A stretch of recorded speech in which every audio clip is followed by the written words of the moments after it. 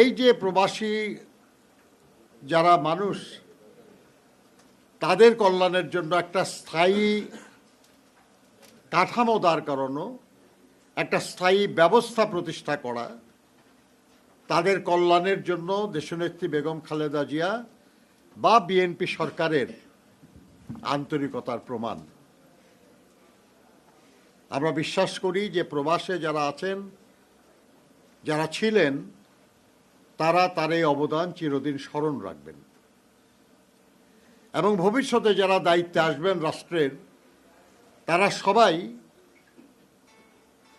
প্রবাসী আমাদের ভাই বোন যারা দেশের অর্থনীতিতে অবদান রাখেন না, শুধু সারা দুনিয়ায় যারা বাংলাদেশের প্রতিনিধি হিসাবে কাজ করেন, তাদের জন্য নতুন নতুন কল্যাণমূলক কর্মসূচি নেবেন।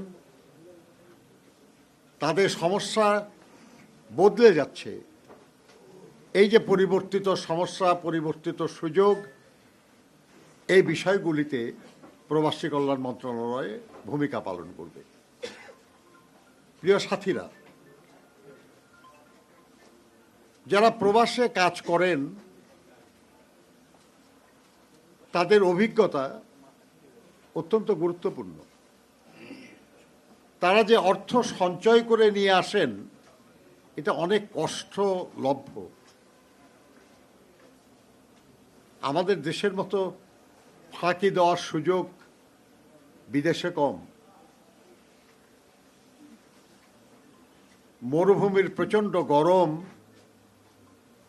কিংবা প্রচণ্ড ঠান্ডা কিংবা মালয়েশিয়ার জঙ্গলে কাজ করে যারা কিছু টাকা নিয়ে দেশে আসেন,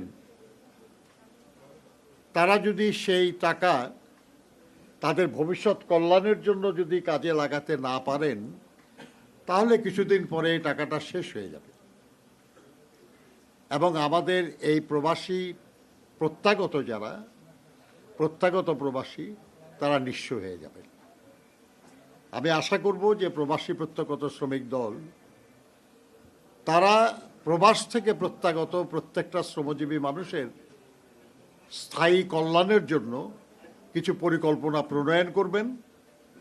দেশের আইন, দেশের প্রচলিত ব্যবস্থা, দেশে বিভিন্ন প্রতিষ্ঠানের যেসব সুযোগ আছেই অলরেডি, তার আলোকে তারা কিছু পরিকল্পনা করবেন। এমনকি তারা এই প্রস্তাবও করতে পারেন যে বিদ্যমান আইন বা বিদ্যমান বিধান বা বিদ্যমান ব্যবস্থার কিভাবে উন্নয়ন করা যায়, যাতে প্রত্যাগত প্রবাসীরা উপকৃত হয়।